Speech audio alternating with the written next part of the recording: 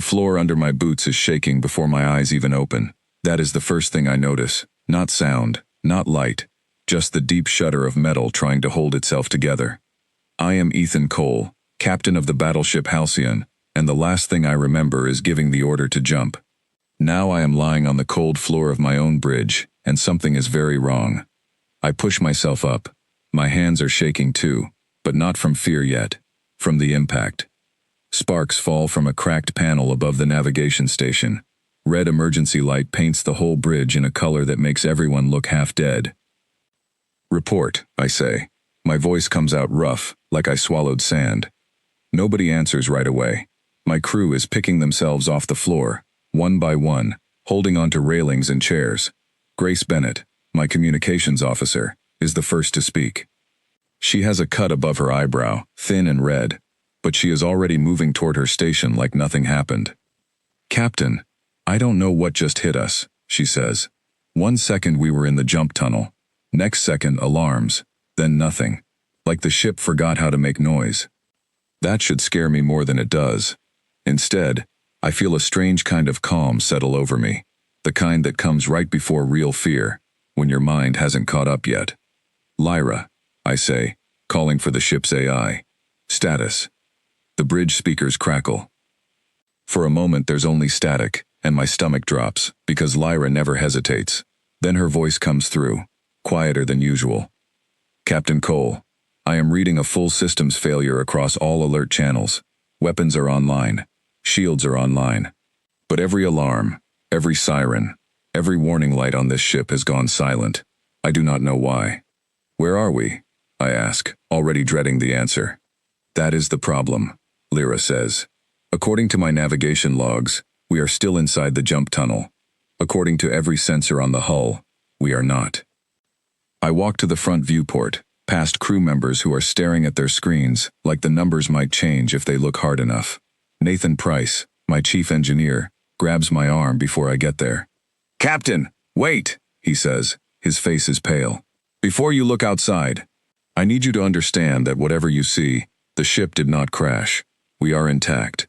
Hull integrity is at 98%. Whatever happened to us, it wasn't violent." "Then why do you look like you've seen a ghost?" He doesn't answer. He just lets go of my arm and steps back. I walk to the viewport and look out.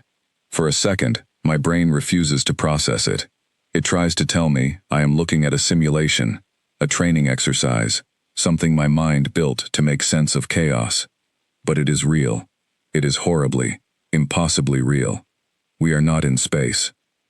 We are not falling toward a planet. We are already there, sitting in the middle of a city that should not exist on any human star chart, surrounded by towers taller than anything humans have ever built, spires that twist upward like frozen smoke, glowing faintly with a soft blue light that has nothing to do with our engines.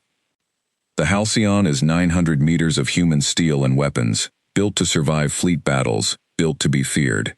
And right now it is sitting in the middle of what looks like a palace garden, crushing what used to be rows of strange trees with silver leaves, its massive shadow falling over open plazas filled with people who are not human at all. They are staring up at us, thousands of them, tall, slender figures with skin in shades of gray and pale green, wearing robes that shimmer faintly, all frozen in place, all looking at the same impossible thing I am looking at. A human warship sitting inside the beating heart of an alien capital, and nobody fired a single shot. "Lyra," I say, my voice barely above a whisper. "Please tell me this is some kind of holographic projection." "I wish I could, Captain." Sensor readings confirm solid matter, breathable atmosphere, gravity consistent with a Class M world. We are physically present on the surface of an inhabited planet. I have no record of any species matching what our external cameras are showing. Grace's voice cuts through the silence behind me. "Captain, I'm picking up transmissions. Hundreds of them. All in a language I don't recognize. But there's something strange." "What is it?" "None of them sound like alarms," she says. "They sound like people talking. Confused. Scared, maybe. But not organized. Not military." I turn back toward the viewport, trying to make sense of what I'm seeing. If this were a human city, and a foreign warship appeared in its capital, every defense system on the planet would already be screaming. Missiles would be locked. Fighters would be in the air. Every citizen would be running for shelter. Here, there is nothing. Just silence, and staring, and a strange stillness that feels heavier than any explosion could. Nathan, I say, give me answers. How does a ship this size end up sitting in the middle of a city without hitting a single building? He steps up beside me, still staring outside like he can't quite believe his own instruments. I don't know, Captain. Our trajectory logs make no sense. According to the flight recorder, we never decelerated. We never entered orbit. One moment we were mid-jump, moving faster than light, and the next moment we were simply here, at rest, as if we had always been sitting in this exact spot. That's not possible. I know, he says, but it happened. Lyra speaks again, and this time there's something almost careful in her tone, like she's choosing her words with more attention than usual. Captain, I want to bring something else to your attention. I have been continuously trying to activate our threat assessment protocols since the moment we arrived. Every attempt has failed. Failed how? The system does not recognize an error. It behaves as though there is nothing to assess.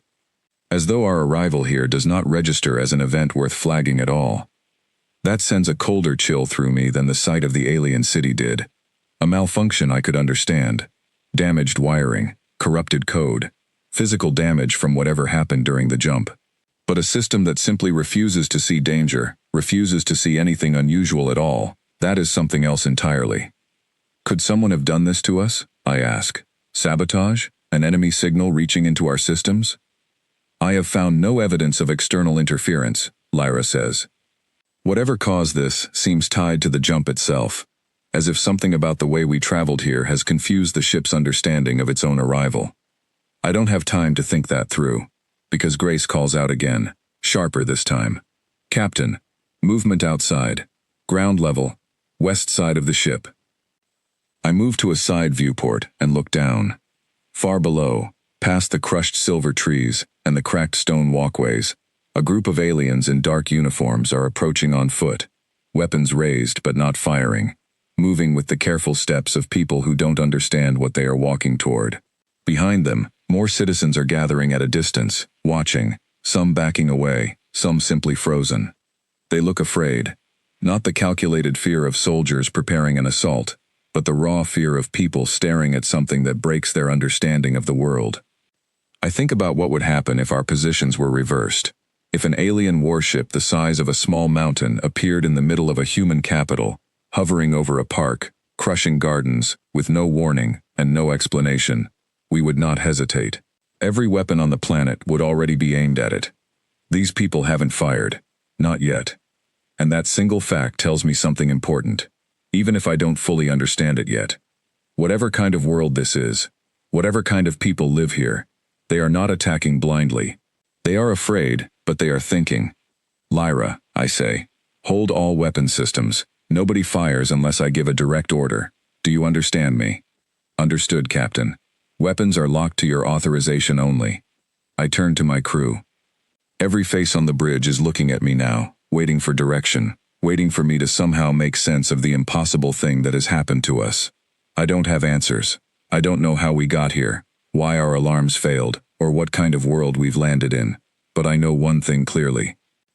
We are not at war yet, and if I have anything to say about it, we are not going to start one by accident. Grace, I say, keep monitoring those transmissions. If you can find any pattern, any word that repeats, anything that might help us understand their language, I want to know immediately. Yes, Captain. Nathan, I want a full diagnostic on our jump systems and our alert systems, side by side. I need to know if these two failures are connected, and if there's any chance this could happen again, or worse, spread to something critical like life support. On it, he says, already moving toward his console. I look back out the viewport one last time, at the alien soldiers standing in a loose formation beneath us, weapons lowered, but ready, at the citizens watching from a distance with expressions I can't read, but somehow understand anyway. Fear, confusion, the same feeling sitting heavy in my own chest. Somewhere out there, in a city I never asked to visit, on a planet that shouldn't exist on any chart I've ever seen, an entire alien civilization is trying to decide what we are. A threat, a mistake, something in between. And somewhere deep inside my ship, in systems that are supposed to protect us, something has gone quiet in a way that terrifies me more than any alarm ever could. Lyra, I say quietly, almost to myself, I need you to figure out why you didn't warn us. Because if something can silence every alarm on this ship without us knowing, I need to understand it before it happens again. I am trying, Captain, she says, but there is something I should tell you. When I search my own systems for the moment we arrived, for the exact instant our sensors first detected this planet, I find nothing. Not a delayed reading, not a corrupted file, nothing at all. As far as my systems are concerned, we did not arrive here. We were simply always here. I stare at the alien city outside my window, at the strange blue light glowing from towers I don't understand, at thousands of eyes looking up at a ship that broke every rule of how arrival is supposed to work. Whatever brought us here, it didn't just break our alarms. It broke the very idea of what it means to arrive at all. 3 hours pass before anyone outside the ship makes a move that isn't just watching. 3 hours of staring at a city that refuses to attack us, and refuses to explain why. I spend the time in the command chair, listening to Grace read out fragments of translated words, as her systems slowly build a picture of the alien language. Nathan runs diagnostic after diagnostic, each one coming back with the same frustrating answer. Nothing is broken. Nothing is corrupted. The alarms simply did not fire, as if the ship never believed there was anything worth warning us about. I have something, Grace says suddenly, sitting up straighter at her station. Captain, I think I found a pattern. There's a phrase repeating across dozens of transmissions. My best guess translation is something like unlisted or unrecognized, maybe both. Unrecognized, I repeat, as in, they don't know what we are? Not just what, Lyra says, her voice joining the conversation smoothly. I believe it may also mean they do not know how we arrived. I have been analyzing fragments of their local network traffic, the parts that leak through their planetary shielding. Their defense systems operate on threat recognition patterns, similar to ours. When something arrives that does not match any known signature of attack, ally, or neutral traffic, their systems appear to simply file it as background information, rather than raise an alert. That doesn't make sense, I say. A ship this size should trigger something, recognized or not. Normally, yes, Lyra says. But I believe our arrival did not register as an event at all. There was no explosion of energy, no visible transition, no moment where their sensors detected something appearing where nothing existed before. To their systems, it may have looked as though we had simply always been sitting here, the same way it looks to my own systems. I sit with that thought for a long moment. If our own alarms didn't fire because we didn't technically arrive in any way our sensors could recognize, then it makes a strange kind of sense that their systems would have the same blind spot. We didn't break their defenses. We simply broke the idea of arrival itself, for both sides at once. That should terrify them more than an actual attack would, I say quietly. I imagine it does, Lyra replies. Grace's console chimes again, more urgently this time. Captain, I'm picking up a new transmission. Different frequency, much stronger signal, aimed directly at us. I think someone finally wants to talk. Put it through. The bridge speakers crackle, and a voice comes through, strange and layered, like several tones speaking at once, before Lyra smooths it into something closer to a normal voice, translated in real time with only slight delay. Unknown vessel. You are ordered to identify yourselves and explain your presence within the sacred grounds of the Thren Dominion capital. Failure to respond will be treated as hostile intent. I stand from the command chair, straightening my uniform out of pure instinct, even though nobody on the other end can see me yet. This is Captain Ethan Cole, of the human vessel Halcyon, I say slowly and clearly, giving Lyra time to translate each word. We do not know how we arrived here. Our navigation systems indicate a critical failure during long-range travel. We mean no harm to your people, or your city. We are requesting assistance, and we are willing to cooperate fully to resolve this situation. There is a long pause after Lyra finishes translating, long enough that I start to wonder if the connection dropped. Then the voice returns, colder than before. Human. We have heard that name before, in reports from distant border conflicts. None of those reports described your kind as harmless. My stomach tightens. Whatever reputation humanity carries out here, in a part of the galaxy we've never charted, it isn't a good one. Whatever you've heard, I say carefully, I can only speak for what is happening right now, in this moment. We did not choose to come here. We do not want a conflict. I am prepared to meet with your leadership directly, in person if necessary, to explain everything we know. Another pause, shorter this time. Your weapons remain powered. Explain this, if you claim peaceful intent. I glance at Nathan, who gives me a small nod, confirming what I already suspected. Lyra never powered down weapon systems, because doing so might have looked like we were preparing to strike without warning. The same way a soldier lowering a weapon slowly can look more threatening than one holding it steady. Our weapons remain online, because powering them down suddenly, without explanation, could be misread as preparation for an attack, rather than a retreat from one, I say. I am ordering my crew to place all weapon systems into a locked, non-offensive state, visible to your scanners, so you can verify we have no intention of using them, unless directly threatened. I nod to Nathan, who begins working at his console immediately, shifting our weapons into a passive configuration that should be easy for their systems to detect and confirm. There is a longer silence this time. I can almost feel the alien officer on the other end weighing the decision, trying to decide whether trusting a stranger the size of a mountain is worth the risk. Your weapons configuration has been verified, the voice finally says. A ground escort will arrive to guide a small delegation from your vessel to the council chambers. You will come unarmed, accompanied by no more than 3 others. Any deviation from these terms will be treated as an act of aggression. Understood, I say. We will follow your terms exactly. The transmission ends abruptly, without any further words. I let out a breath I didn't realize I was holding. Captain, Nathan says quietly, you're really going down there? Onto a planet we don't understand? Into a city that could still decide to kill us the second we set foot outside? I don't see another option, I say. If we stay locked inside this ship, refusing to explain ourselves, they will eventually decide we're hiding something. Fear left alone tends to turn into aggression. Our best chance of avoiding a fight is proving, face to face, that we don't want one. I'm coming with you, Grace says immediately. I need you to keep working on their language, I tell her. The better you understand them, the better we can communicate once I'm down there. Besides, if something happens to me, someone still needs to be able to talk to them. She looks like she wants to argue, but she nods instead. I'll come, Nathan says.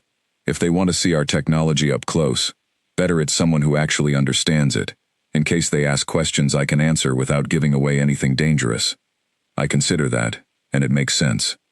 Understanding without oversharing is exactly the kind of balance we'll need. All right, I say. You, me, and Owen Bates from security, unarmed, just as they asked. Lyra, I want you monitoring everything from here, and I want a direct line open the entire time we're down there. Understood, Captain. I will be listening. We make our way toward the lower shuttle bay, past crew members who watch us pass with worried expressions they try to hide and mostly fail at. Owen meets us near the airlock, already dressed in a simple uniform with no visible weapons, exactly as instructed. He's a broad-shouldered man with a calm face, the kind of person who looks steady, even when everything around him clearly isn't. Ready when you are, Captain, he says. The outer hatch opens slowly, revealing a boarding ramp that extends down toward the crushed garden below, where the alien escort is already waiting. 6 figures in dark uniforms, weapons holstered rather than raised, standing in careful formation around a strange, low vehicle that hovers slightly above the ground. I take the first step down the ramp, my boots meeting alien soil for the first time. The air smells faintly sweet, almost like flowers I don't recognize, mixed with something sharp and metallic that I assume comes from the ship's damaged hull plating nearby.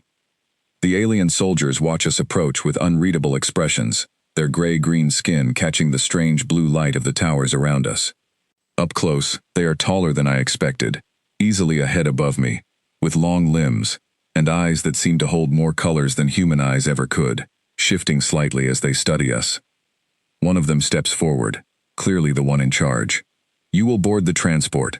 You will not speak unless addressed. You will keep your hands visible at all times. Understood, I say, keeping my voice steady despite the tension crawling up my spine. We climb into the hovering transport, seated across from two of the alien soldiers who watch us with quiet intensity the entire ride.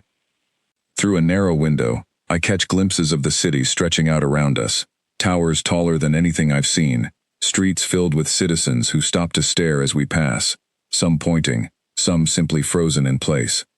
Nathan leans slightly toward me, whispering as quietly as he can. "Captain, this whole city looks advanced. More advanced than us, maybe. If they wanted to destroy us, I don't think our weapons would have mattered much."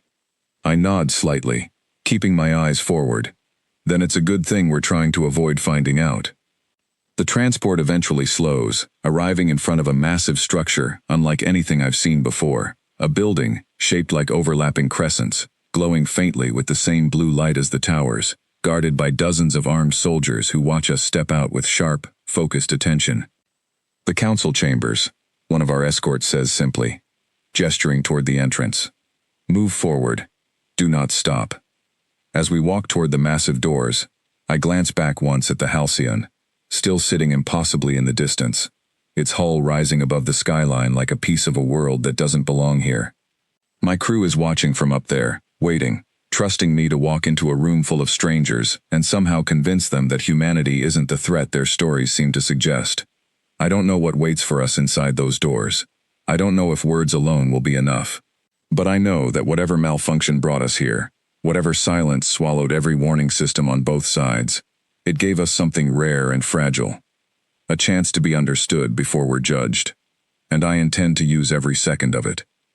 The doors of the council chamber open without a sound, sliding apart to reveal a room larger than anything I expected, a circular hall, with a ceiling so high it disappears into shadow, lit only by the same soft blue glow that seems to run through this entire city like a heartbeat.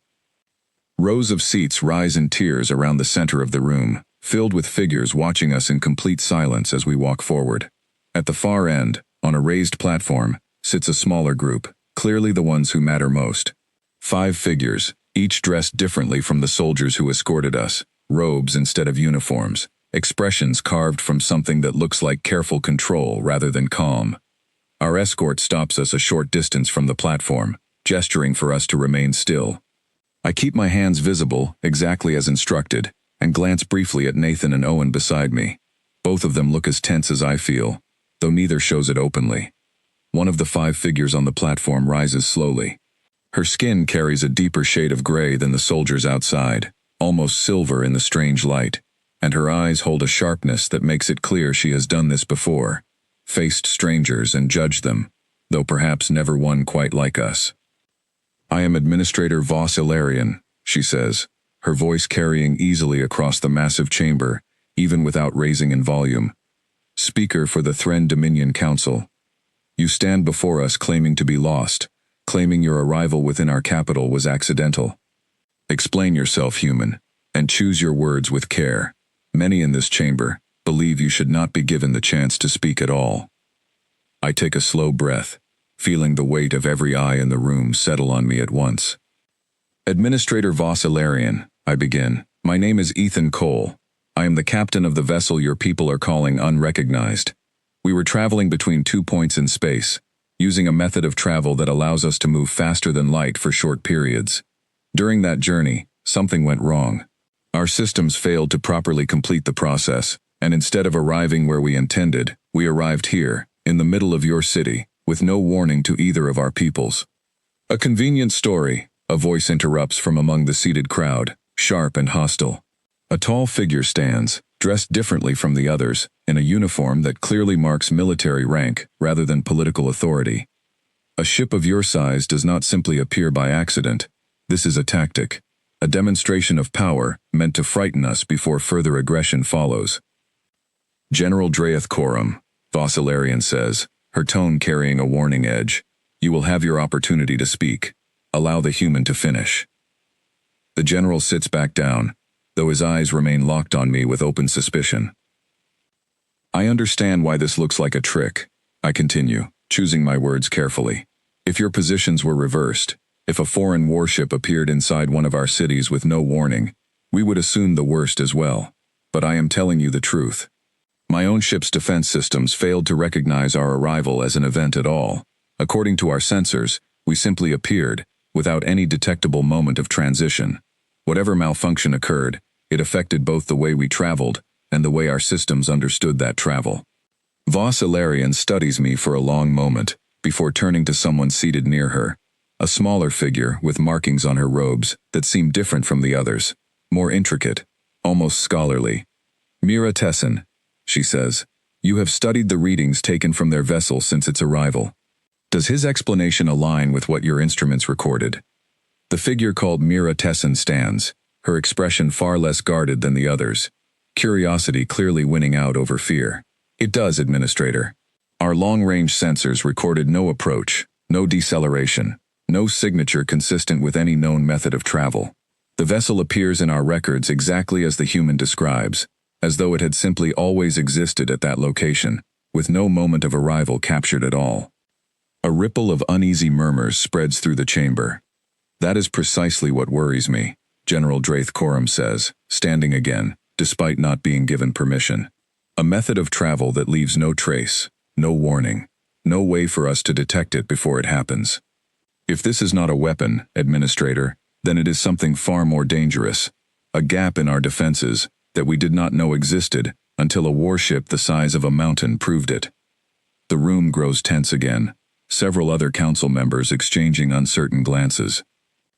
With respect, General, I say, if this were a weapon, an intentional method of infiltration, I would not be standing here unarmed, asking to explain myself. I would not have ordered my own ship's weapons into a passive configuration the moment your forces made contact. A true attack does not offer explanations. It does not lower its guard. Or it does exactly that, the General counters, to earn trust it does not deserve, before striking when least expected. Voss Ilarion raises a hand, silencing the growing tension with a single gesture. Enough. Accusations without proof serve no purpose here. She turns her attention back to me, studying my face carefully, as though trying to read something in my expression that words alone cannot convey. Captain Cole, you claim this arrival was unintentional, a failure rather than a strategy. If that is true, then explain this. Why has your vessel remained motionless since its arrival? Why has it made no attempt to leave, if it truly does not belong here? It's a fair question, one I've been asking myself since the moment I looked out that viewport. Because we don't know how we got here, I say honestly. If we don't understand what caused the malfunction, attempting to leave carries real risk. We could end up somewhere far worse, deep inside a star, inside solid rock, anywhere our navigation happens to fail next. Until my engineers understand what went wrong, staying still, even inside your capital, is safer than blindly attempting to jump again. Mira Tessin speaks up before anyone else can respond, her voice carrying genuine interest rather than suspicion. That would explain the complete absence of any energy signature preceding your arrival.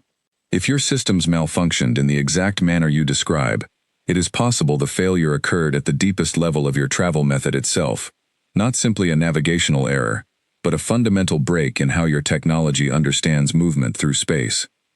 Is that even possible? One of the other council members asks, clearly troubled by the implication. I do not know, Mira admits. I have never seen anything like it, which is precisely why I believe we should study this event carefully, rather than react to it with fear alone. General Draith Coram's jaw tightens, clearly unhappy with the direction the conversation is taking. You would have us welcome an unknown threat into our capital simply because it claims curiosity rather than malice. I would have us gather facts before deciding anything permanent, Mira replies calmly, meeting his glare without flinching. Facts, General, not fear. Voss Ilarion remains quiet for a long moment, weighing the tension between her military commander and her scientist, before finally turning her attention back to me. Captain Cole, she says, your ship sits within the most sacred grounds of our capital, a location few outsiders have ever been permitted to see, let alone occupy uninvited. Many in this chamber, including members of my own council, believe the only acceptable response is to seize your vessel, extract whatever knowledge it holds, and ensure your kind never gains the advantage of surprising us again. My chest tightens at those words, but I keep my expression steady. Administrator, if you attempt to seize my ship, I cannot guarantee what will happen. My crew has been ordered to avoid conflict, but a ship that large, carrying weapons that powerful, does not respond well to unauthorized access. I am not threatening you. I am warning you, honestly, the same way I would warn anyone standing too close to something they don't fully understand. The chamber falls into an uneasy silence at that. I can feel Nathan tense beside me, and I hope my words landed the way I intended, as a genuine caution rather than a threat disguised as one. There is another option, Mira says quietly, stepping slightly forward. Allow limited, supervised study of the vessel, conducted jointly, with human personnel present at all times. Allow Captain Cole and his crew to demonstrate their intentions through cooperation, rather than deciding their fate through assumption alone. Voss Ilarion considers this for a long moment, her sharp eyes moving between Mira, the general, and finally back to me.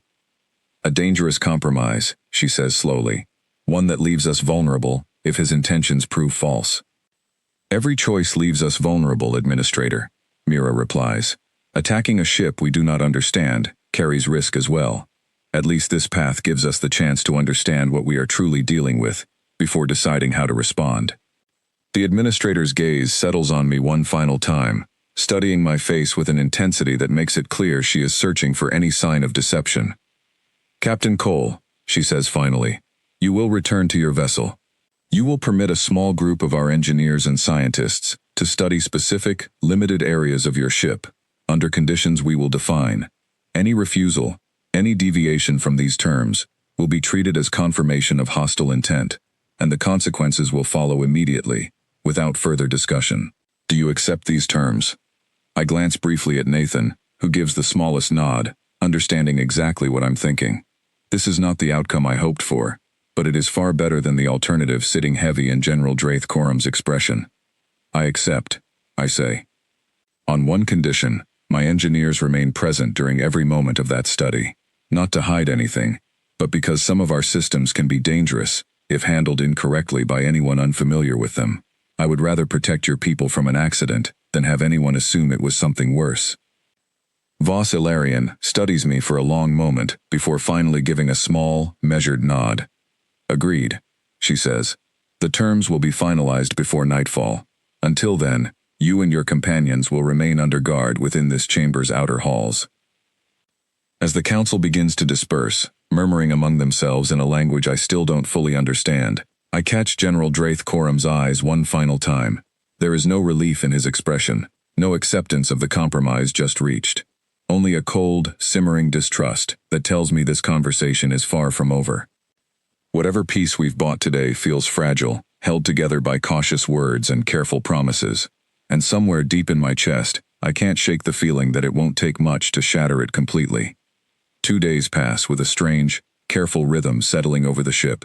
Alien engineers arrive each morning under heavy escort, led by Mira Tessin herself, examining sections of the Halcyon that Nathan and I have carefully chosen, areas that reveal enough to build trust, without exposing anything that could truly endanger us, if this fragile peace ever breaks.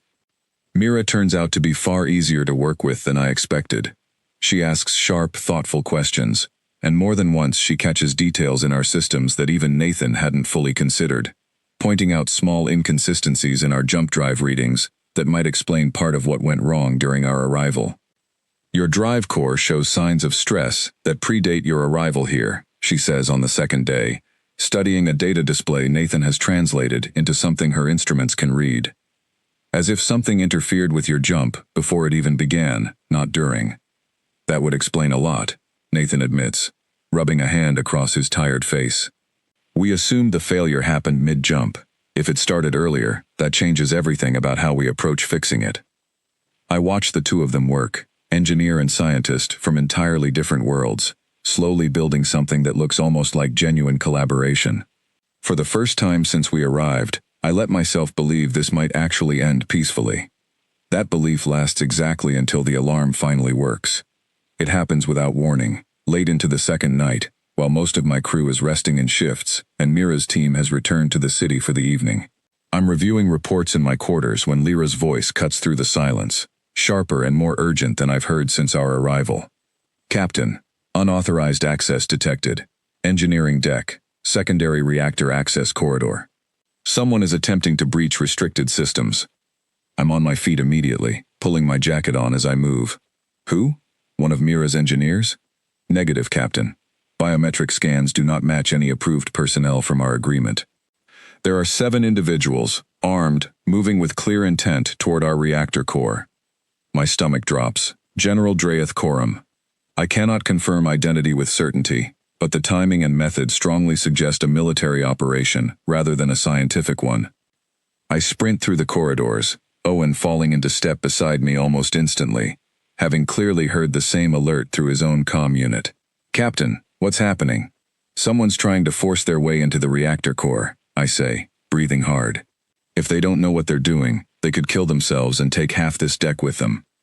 Lyra, I call out as we run. Lock down every access point between them and the core. Do not let them reach it. Attempting lockdown now, Captain. However, I should warn you, the intrusion team appears to be using tools designed to bypass standard security measures. This was planned in advance.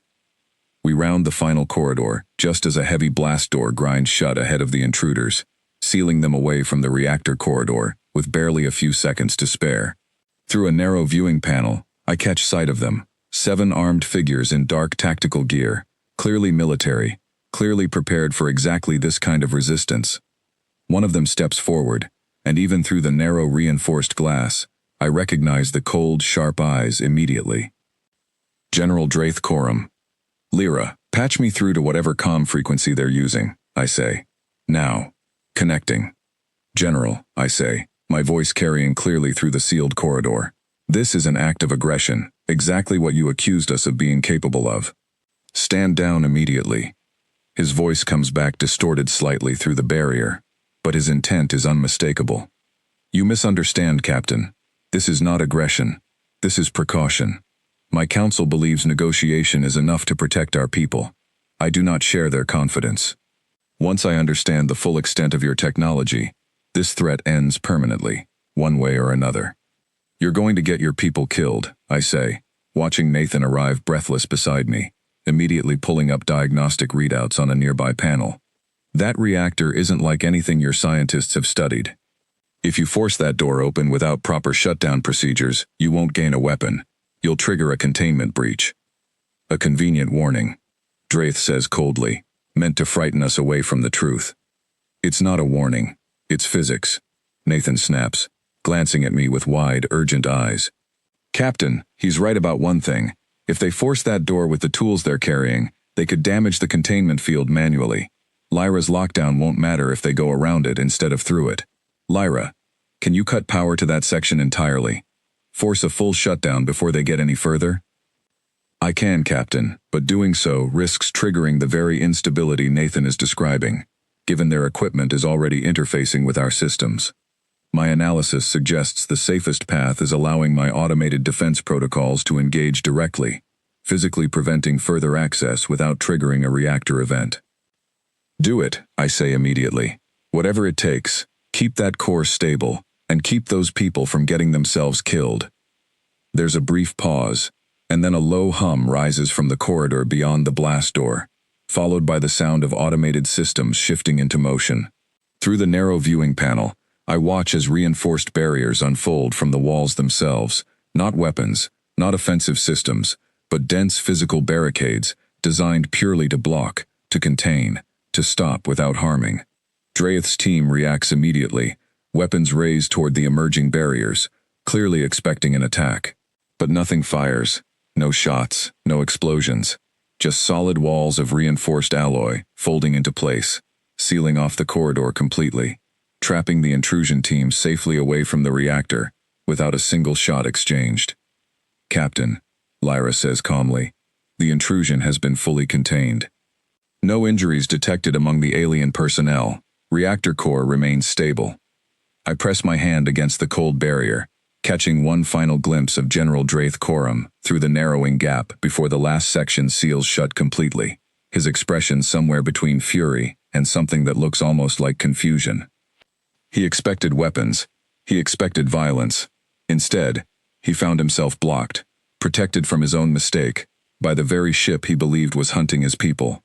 Get me Administrator Voss Ilarion, I say to Grace, who has just arrived at the edge of the corridor, breathless from running. She needs to know exactly what happened here, before this gets twisted into something it wasn't. Within the hour, Valerian arrives personally, escorted by a full security detail, her expression unreadable as she studies the sealed corridor and the trapped intrusion team, still held safely behind the barricade. "Release them," she says finally, after a long, tense silence. "And release the recordings, Captain. Every moment of it, unedited, straight to my council."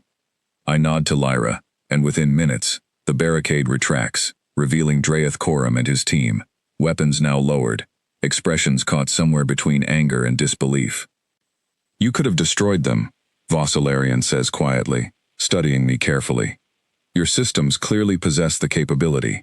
Instead, your ship chose to trap them safely, to protect them from their own actions. That was always the intention," I say. "We're not here to punish mistakes made out of fear. We're here to prove those mistakes aren't necessary in the first place." Draeth steps forward, his voice noticeably quieter than before, stripped of its earlier certainty. "You allowed my team to survive an act of clear hostility against your vessel.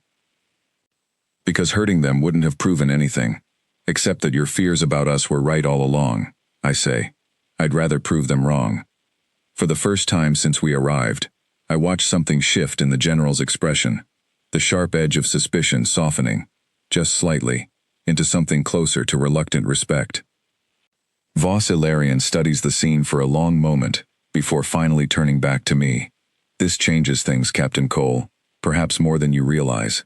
I don't fully understand what she means, not yet.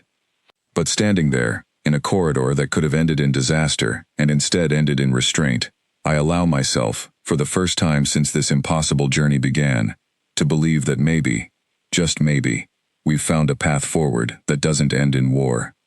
Word of what happened in that corridor spreads through the council faster than I expect.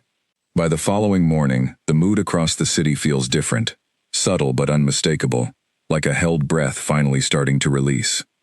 Valerian summons me back to the council chamber, though this time the atmosphere feels less like a trial and more like something closer to a negotiation between equals. The rows of seats are still filled, still watching closely, but the sharp hostility I felt during our first meeting has softened into something more curious than afraid. "Captain Cole," Valerian begins, once I'm standing before the platform again. "The recordings from your ship have been reviewed extensively by this council. General Draeth Coram's actions, while unauthorized, have inadvertently given us something more valuable than any interrogation could have provided." I glance toward the general, seated now among the council rather than standing apart from it, his posture stiff, but his expression far less guarded than before. "Proof," Mira Tessin says, stepping forward with her usual quiet confidence, "that your kind possesses the power to destroy, yet chooses restraint even when directly threatened. That is not something easily faked, Captain. Not under real pressure, not in the middle of an actual breach. It wasn't a performance, I say honestly. None of this has been. We didn't choose to come here, but we've tried to make the best of a situation neither of us wanted."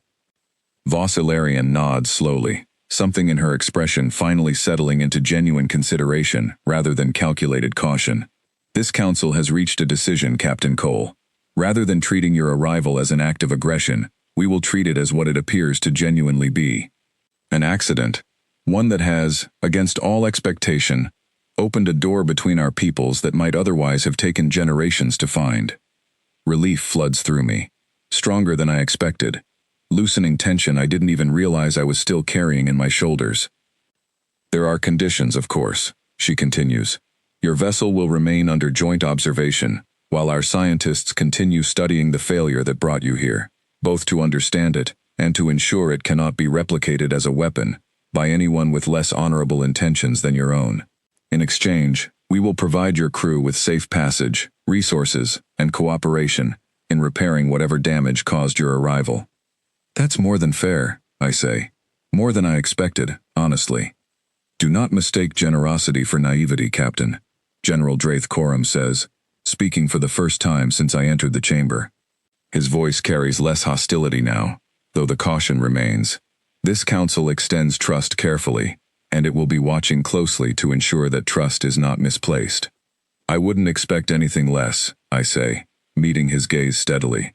Trust isn't something that should be given freely after what happened. It has to be earned, on both sides. Something shifts in his expression at that, a small flicker of respect that wasn't there before. Perhaps, he says quietly, your kind is not entirely what the old reports suggested. Over the following weeks, something remarkable begins to take shape, slowly, carefully, built one small step at a time.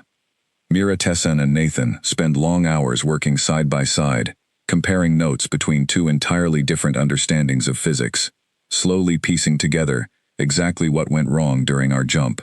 It turns out to be something neither species had ever encountered before, a rare interaction between the specific method our jump drive used and a strange natural energy field surrounding this region of space, one their own scientists had recorded before, but never fully understood. It's almost poetic, Mira says one afternoon, reviewing data with Nathan in the ship's engineering bay while I observe from nearby. Your arrival wasn't an accident, caused by failure. It was caused by two separate mysteries, colliding at exactly the wrong moment. Your technology, and something in this space we never fully explained ourselves. Lucky us, Nathan mutters, though there's no real bitterness in it anymore, just quiet fascination at having stumbled onto something so rare. Grace spends much of her time working directly with several of the city's linguists, and within weeks, what started as fragmented, uncertain translations grows into something closer to genuine conversation. I watch her one evening, laughing quietly with a group of alien scholars over some translation mistake that apparently means something embarrassing in their language, and it strikes me how quickly fear can turn into something entirely different, given the smallest chance. Even Owen, quiet and steady through everything, finds himself training alongside several of the Dominion's security forces, each side slowly learning the other's methods, discovering more similarities than either expected. I spend much of my own time with Voss Ilarion and General Draith Coram, navigating the delicate political reality of being the first human most of this world has ever seen. It isn't always easy. There are moments of tension, disagreements over how much technology should be shared, arguments over where the boundaries of this fragile new relationship should sit. But every disagreement gets resolved through conversation rather than conflict, and slowly, carefully, something that looks almost like genuine trust begins to grow between us. One evening, weeks after our arrival, Voss Ilarion invites me to a quieter part of the palace grounds, away from the crushed gardens where my ship still sits, now surrounded by careful scaffolding and observation platforms built by curious engineers eager to study it further. You asked me once, she says, standing beside me as we look out over the city, its towers glowing softly in the evening light, why my people did not attack the moment your ship appeared. I believe I finally have an answer worth giving you. I'd like to hear it, I say.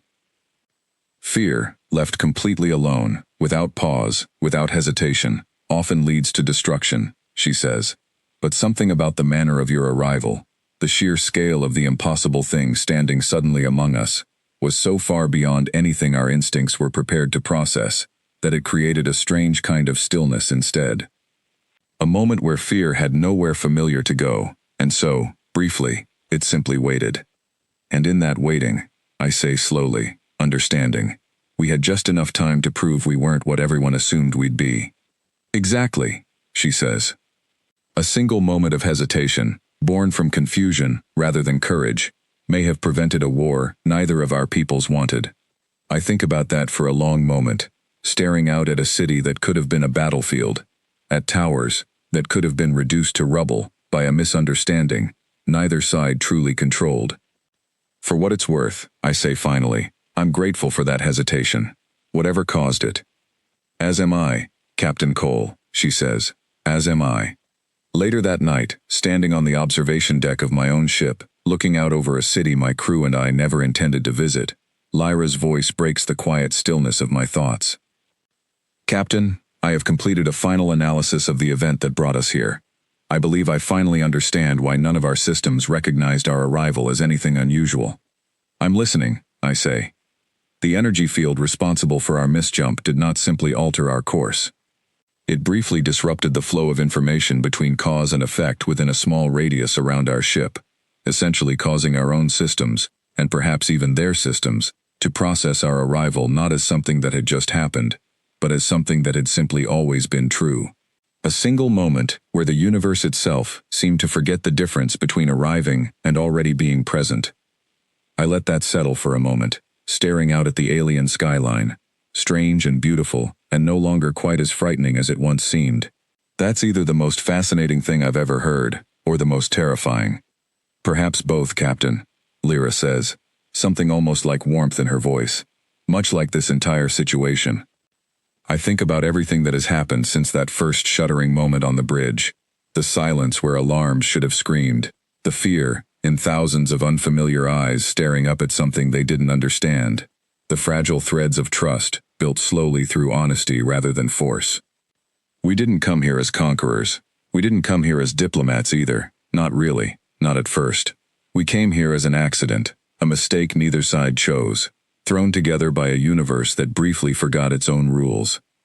And somehow, against every instinct that should have led to disaster, that accident became something worth protecting instead. Grace finds me still standing there sometime later, her expression softer than I've seen it since this entire journey began. Captain, the Council just sent word. They're calling tomorrow's meeting a formal first step toward a lasting agreement between our peoples. They're saying it's the beginning of something they never expected to find. Neither did we, I say quietly. Nathan thinks he might actually understand our jump drive well enough now to get us home safely, whenever we're ready, she adds. But honestly, Captain, I don't think anyone on this crew is in much of a hurry to leave just yet. I look out one final time at the city stretching endlessly before us, its towers glowing gently under a sky full of stars that don't match any chart humanity has ever drawn, and for the first time since waking up on that shaking bridge floor, I let myself smile. No, I say softly, neither am I. Somewhere far above us, in the depths of space we still don't fully understand, whatever strange force brought us here waits silently, unexplained, unrepeated, a single impossible moment that changed everything. And standing here now, among people who were strangers only weeks ago, I find myself grateful, more than anything else, for every silent alarm, every broken system, and every small, fragile choice that led two very different worlds towards something neither of us expected. Not war. Understanding.